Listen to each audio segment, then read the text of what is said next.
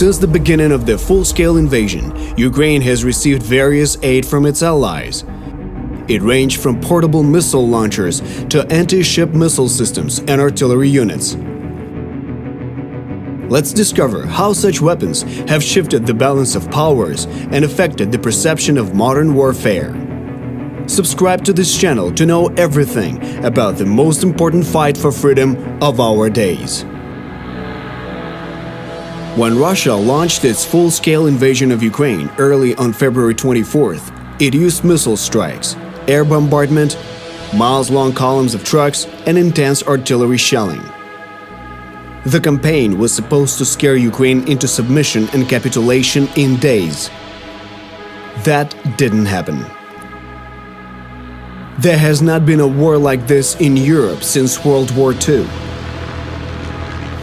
Experts predicted that wars would look different in our days.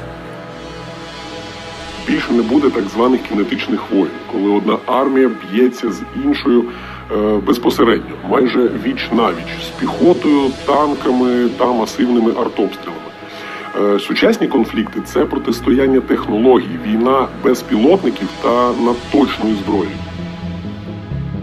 In its initial campaign to take Kiev, Russia largely relied on artillery and columns of armored vehicles, some stretching tens of kilometers long. At this point, help from Ukrainian allies consisted largely of portable missile launch systems like the Javelin and An-Law. These comparatively compact systems weigh around 20 kilograms, allowing a single person to operate them. Between February and April, in those first months of full-scale war, in the battle for Kiev, Ukraine demonstrated their efficiency. Imagine a long column of Russian armed vehicles, kilometers long. It moves slowly down the road surrounded by forest, the typical landscape of northern Ukraine. Up above, there is someone or something watching. The column is being surveilled by a Ukrainian drone, allowing the compact mobile groups of Ukrainian militaries to prepare an ambush. The Russian columns move forward, confident in their strength and number. But suddenly, the first and the last vehicles in the column explode. Ukrainian fighters have launched the rockets and then quickly retreated to the forest. Rumors say at this stage they often used quad bikes to get in and out quickly. Now the column is paralyzed. The vehicles cannot move forward, and they can't move backwards. Meanwhile, Ukrainians keep emerging from the woods, striking devastating blows to the outer edges of what's left of the column, then retreating again.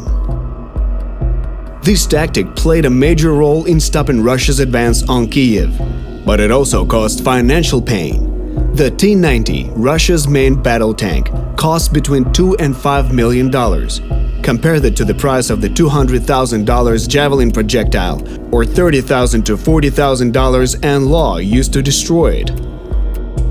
Oh, and it's not only soldiers. Have you heard about the Ukrainian postal worker who joined the army after the full-scale invasion and got his hands on an Igla-1 portable missile launcher?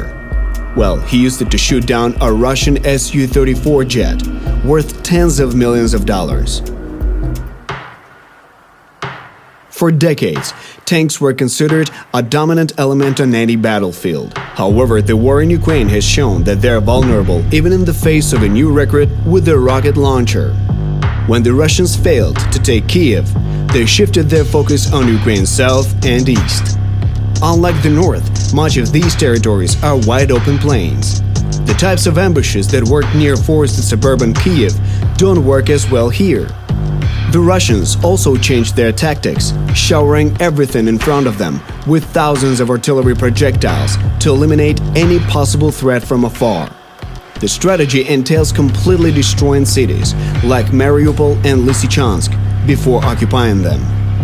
To learn more, watch our video Art of Artillery. This is where new weapons supplied by allies were desperately needed.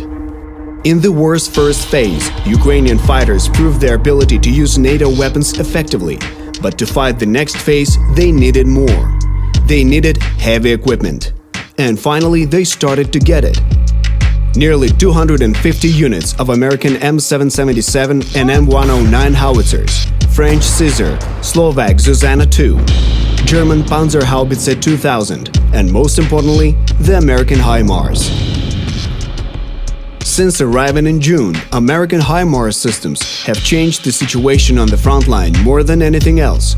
HIMARS systems launch rockets from as far as 80 kilometers. It is possible to extend this even further, but Ukraine has not received long-range missiles yet. Just as crucially, the navigation system uses GPS, giving precision to within a range of a few meters. HIMARS strikes have distorted the enemy's command structure and crushed their supply routes and warehouses. Russians are so terrified of HIMARS systems that nearly every day their propaganda claims that Russian forces have destroyed them. For example, in mid-June, they boasted that they had hit an ammunition reloading vehicle for HIMARS. The thing is that HIMARS don't come with the reload vehicles, as they have an automatic reloading system. Ukrainian and American officials say that no HIMARS systems have been lost or damaged in Ukraine, and that each unit remains under Ukrainian control. In general, Ukrainians operate Western equipment with care. They understand that to win this war, these weapons are crucial, as well as mitigating Russia's ability to launch missiles from the Black Sea. В Україну вже надійшли далекобійні антикорабельні ракети «Гарпун», які разом з українською подібною розробкою «Нептун», саме вона потопила російський флагман «Москва». Це дозволило відігнати ворожий флот від узбережжя. Проте українцям потрібна й більш протикорабельна зброя, аби остаточно убезпечити свої береги. І в ідеалі це експорт зерна через Чорне море, аби врятувати весь світ від продовольчої кризи. Ukraine also needs anti-aircraft defenses. Realizing they have no chances in a direct confrontation, Russians have switched to a tactic of terror. Every day, Ukrainian cities, even hundreds of kilometers away from the front lines, are bombed with cruise missiles. Ukrainian anti-aircraft systems strike down most of the incoming missiles. However, the ones that reach their targets kill civilians all across Ukraine. A shopping mall in Kremenchuk, a concert hall in Vinnytsia, a bus station in Mykolaiv. And of course, Ukraine needs more drones. They function as the eyes of the artillery, helping it to strike farther and with higher precision. To learn more about drones, watch our God's View video. Ukraine is fighting, but it still needs the world's help. Western weapons in the hands of Ukrainians don't just strike the occupant, but can save civilians from the horrors others have gone through in the areas where the help didn't come on time. More and better weapons will help Ukraine win. Join the side of freedom. Donate, subscribe to this channel, and share this video to help Ukraine.